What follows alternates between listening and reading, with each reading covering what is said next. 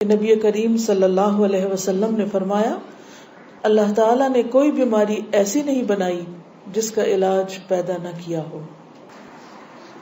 کچھ چیزوں میں یقینی شفا ہے، جن میں نمبر 1 شہد ہے، ہنی۔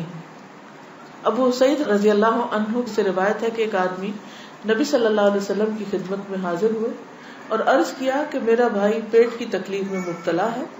آپ نے فرمایا اسے شہد پلاؤ۔ پھر دوسری مرتبہ وہی صحابی حاضر ہوئے، آپ نے اسے اس مرتبہ بھی شہد پلانے کے لیے کہا۔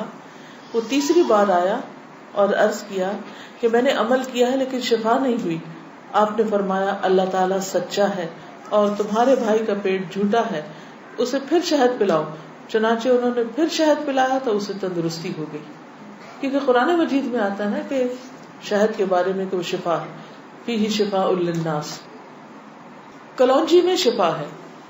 نبی صلی اللہ علیہ وسلم نے فرمایا سیاہ دانوں میں ہر بیماری سے شفا ہے سوائے موت کے۔ عجوہ کھجور، رسول اللہ صلی اللہ علیہ وسلم نے فرمایا عجوہ جنت کے پھلوں میں سے اور اس میں زہر سے شفا ہے۔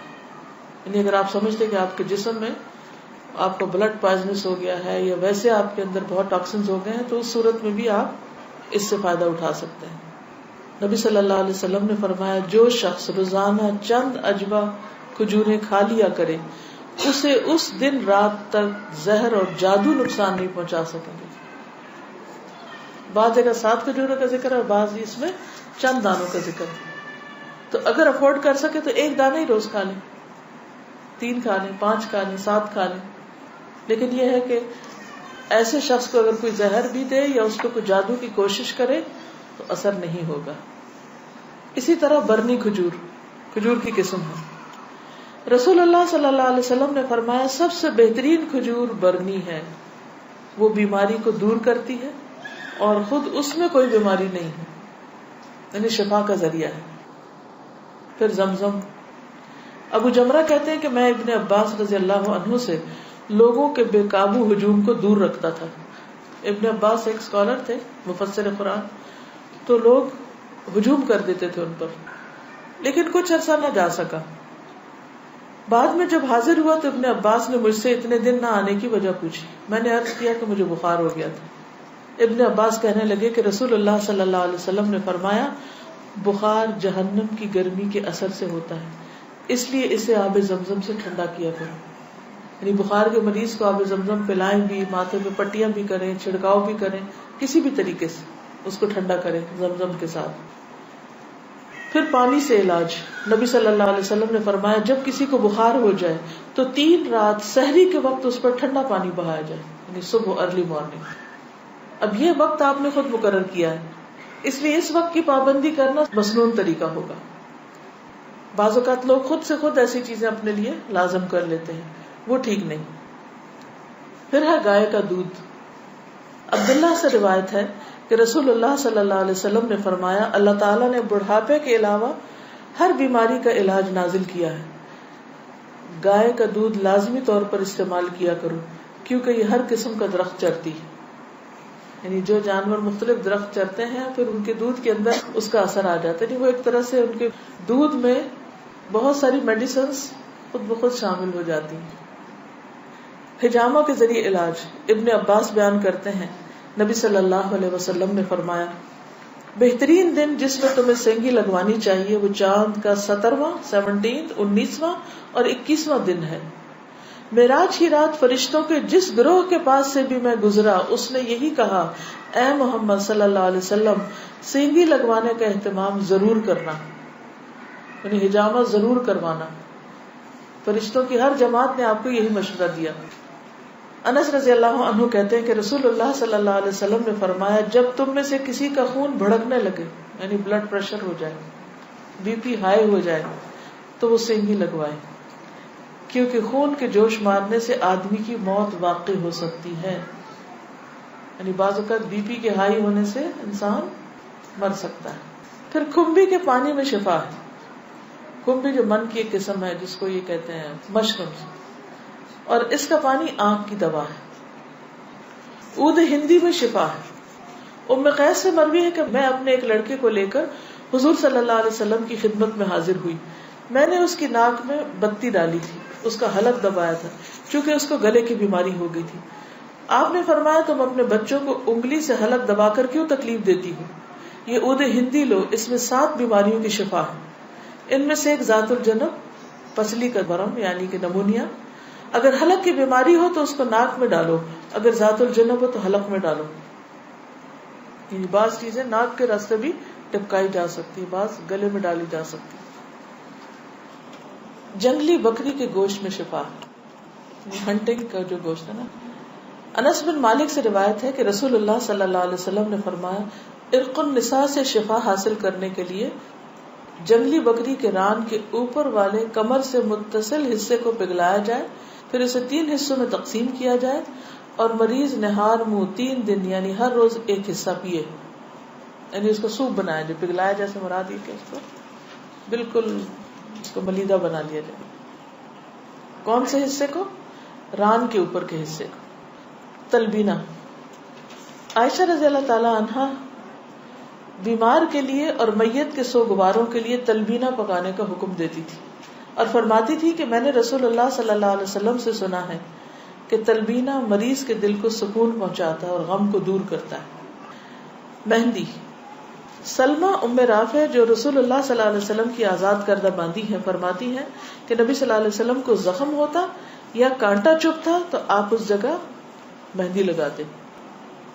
اور آخری بات یہ کہ پرہیز علاج سے بہتر ہے. ام المنذر بنت قیس انصاریہ کہتی ہیں کہ رسول اللہ صلی اللہ علیہ وسلم میرے پاس آئے. آپ کے ساتھ علی رضی اللہ عنہ بھی تھے جو ابھی ابھی بیماری سے صحت یاب ہوئے تھے. کچھ نیم پختہ کھجوریں جو پک گئی تھی لٹکی ہوئی تھی. رسول اللہ صلی اللہ علیہ وسلم نے ان کو کھانا شروع کر دیا اور علی بھی کھانے کے لیے کھڑے ہوئے، لیکن رسول اللہ صلی اللہ علیہ وسلم نے یہ کہہ کر منع فرمانا شروع کر دیا کہ رک جاؤ کیونکہ ابھی تک بیماری کی کمزوری باقی ہے. سو وہ رک گئے. میں نے جو اور چکندر کا ایک کھانا تیار کیا اور آپ کے پاس لے کر آئی.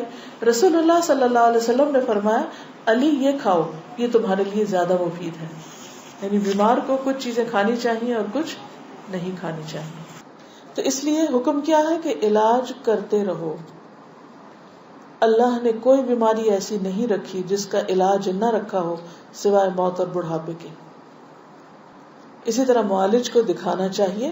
جابر بن عبداللہ سے روایت ہے کہ رسول اللہ صلی اللہ علیہ وسلم ایک بیمار کی تیمارداری کے لیے تشریف لے گئے اور فرمایا تم لوگ اس کے لیے کوئی طبیب کیوں نہیں بلاتے؟ انہوں نے کہا اللہ کے رسول صلی اللہ علیہ وسلم آپ بھی ہم کو یہ حکم دیں گے، یعنی آپ بھی کہتے ہیں کہ ہم طبیب کو بلائیں. آپ نے فرمایا اللہ تعالیٰ نے جو بیماری اتاری ہے اس کی دوا بھی نازل کی ہے. تو طبیب یا معالج کو دکھانے کا حکم کیوں ہے؟ اس لیے کہ وہ صاحب علم ہے، صاحب تجربہ ہے، اس کے پاس ایکسپیرینس ہے. تو جب انسان کو کسی بھی چیز کے بارے میں علم نہ ہو تو حکم کیا ہے قرآن کا؟ فَاسْأَلُوا أَهْلَ الذِّكْرِ إِن كُنتُمْ لَا تَعْلَمُونَ. جاننے والوں سے پوچھو اگر تم نہیں جانتے، چاہے کوئی دنیاوی مسئلہ ہو یا کوئی دینی مسئلہ ہو. پہلا کیا ہے؟ توکل، اللہ پہ بھروسہ کہ شفا مجھے دے گا تو وہی دے گا، اور جو بھی کچھ کرے اس میں یہ نہ سمجھے کہ اس چیز کے اندر کوئی چیز ہے وہ اللہ ہی نے ڈالی اس وقت. دوسری چیز ہے دعا کرنا، دعاؤں سے علاج. تیسری چیز صدقہ کرنا. کوئی بیماری آئے تو صدقہ کیا جائے. ہمارے عام طور پر کالے بکرے کا صدقہ کیا جاتا ہے، تو اس کے لیے ضروری نہیں آپ چاہے بکرے کا کریں، چاہے مرغی کا کریں، چاہے کسی چڑیا کا کریں، چاہے کوئی بھی صدقہ کریں، چاہے کھانے کی چیز کا کریں یا کوئی کپڑے کا یا کسی بھی شکل میں. حضرت حسن بصری سے روایت ہے کہ رسول اللہ صلی اللہ علیہ وسلم نے فرمایا داؤ مرضاکم بالصدقہ، اپنے مریضوں کا علاج صدقہ کے ذریعے کیا کرو. یعنی آپ کو کوئی تکلیف ہوئی فوراً جا کے صدقہ نکال دیں. تیسری چیز کتاب اللہ سے علاج، یعنی قرآن مجید شفا ہے. اور یہ کہاں سے پتہ چلتا ہے؟ خود قرآن مجید سے ہی پتہ چلتا ہے. وَنُنَزِّلُ مِنَ الْقُرْآنِ مَا هُوَ شِفَاءٌ وَرَحْمَةٌ لِّلْمُؤْمِنِينَ وَلَا يَزِيدُ الظَّالِمِينَ إِلَّا خَسَارًا. اور ہم قرآن میں جو کچھ نازل کرتے ہیں وہ مومنوں کے لیے تو شفا ہے اور رحمت ہے، مگر ظالموں کے خسارے میں ہی اضافہ کرتا ہے.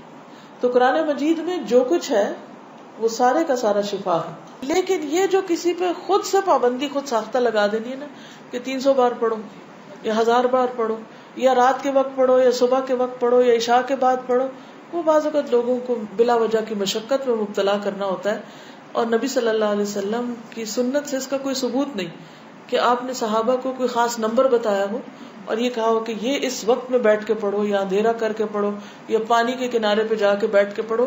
یہ پھر خود ساختہ پابندیاں ہو جاتی اور لوگ بھی ڈرنے لگتے ہیں کہ اگر یہ 41 دن نہ پڑھی یہ چیز تو کام نہیں ہونے کا. نہیں، اللہ تعالیٰ تو ایک دفعہ سے بھی سنتے ہیں. لا الہ الا انت سبحانک انی کنت من الظالمین. اصل چیز ہے کہ اخلاص اور شوق کے ساتھ انسان پڑھے. صرف اس کو ایک رٹو طوطے کی طرح رٹتے رہتے ہیں، پڑھتے رہتے ہیں، نہ کوئی یقین ہوتا ہے، نہ کوئی روح ہوتی ہے اور نہ ہی کوئی سمجھ ہوتی ہے کہ کیا پڑھ رہے ہیں. تو یہ ٹھیک نہیں. اسی طرح غیر شرعی علاج سے بھی پرہیز کرنا چاہیے. قیس بن سکن اسدی کہتے ہیں کہ عبداللہ بن مسعود نے اپنی بیوی کو دیکھا کہ اس نے خسرے کی بیماری کی وجہ سے تعویذ پہنا ہوا تھا. خسرہ کی بیماری معلوم ہے، جو سارے جسم کے اوپر وہ دانے آ جاتے ہیں. آپ نے اسے سختی سے کاٹا اور کہا کہ عبداللہ کی آل شرک سے بیزار ہے. ہم نے رسول اللہ صلی اللہ علیہ وسلم سے یہ بات بھی یاد کی ہے کہ بلا شبہ جھاڑ پھونک، تعویذ اور محبت کا جادو شرک ہے. یعنی کسی کو مسخر کرنے کے لیے جادو کرنا، کوئی ایسے ٹوٹکے کرنا، وہ بھی شرک میں آتا ہے. یعنی بعض خواتین ہوتی ہیں نا، وہ اپنے شوہر کا دل جیتنے کے لیے بابوں کے پاس چلی جاتی ہیں، وہاں سے کچھ عملیات کرواتی ہیں، تو یہ شرک میں آ جاتا ہے. اسی طرح کوئی چیز باندھ کے اسے گلے میں لٹکا لینا، یہ بھی درست نہیں. اس کو پڑھنا چاہیے. اور شرک یا دم جو ہے یہ سب کچھ پھر شرک میں شامل ہو جاتا ہے. اسی طرح حرام ادویات بھی منع ہے. نبی صلی اللہ علیہ وسلم نے حرام ادویات کے استعمال سے منع فرمایا ہے. ابو ہریرہ سے روایت ہے، سنن نبی داؤد. آپ نے فرمایا جس نے حرام چیز کے ساتھ علاج کیا اللہ تعالیٰ اس کے لیے اس میں شفا نہیں رکھے گا. یعنی حرام شفا نہیں دیتا، وہ مزید کسی بیماری کو بڑھانے کا ذریعہ بن جاتا ہے. آج کل آپ دیکھیں کہ کتنا زیادہ سائیڈ ایفیکٹس کے بارے میں آپ سنتے ہیں. تو بعض اوقات ایسی دوائیاں جو ایک مرض کو بظاہر کیور کرتی ہیں، وہ اپنے ٹاکسنز اور جگہوں پر اتنے زیادہ پیدا کر دیتی ہیں کہ جس سے ایک مرض جاتا ہے تو ایک اور نکل آتا ہے، وہ مکمل شفا نہیں ہوتی. الکوہل سے علاج کرنا منع ہے. بعض لوگ کھانسی وانسی میں وہ دیتے ہیں نا برانڈی، اور کہتے ہیں بس ایک چمچہ بچے کو پلا دو تو ٹھیک ہو جائے گا. چاہے اس سے وہ ٹھیک ہو بظاہر، لیکن وہ مزید مرض پیدا کرنے والی، وہ شفا کا ذریعہ نہیں بلکہ بیماری. نبی صلی اللہ علیہ وسلم نے جو فرمایا کہ 3 چیزوں میں شفا ہے، اس میں ایک شربت اصل، شہد پینا، اور دوسرا شرطت محجم، یعنی اس کے کٹ میں وہ جو حجامہ والا کٹ لگاتا ہے، اور تیسرا داغنا. تو میں تمہیں داغنے سے منع کرتا ہوں. 2 طریقے ٹھیک ہے، شربت اصل ٹھیک ہے، شرطت محجم ٹھیک ہے، لیکن داغنا ٹھیک نہیں.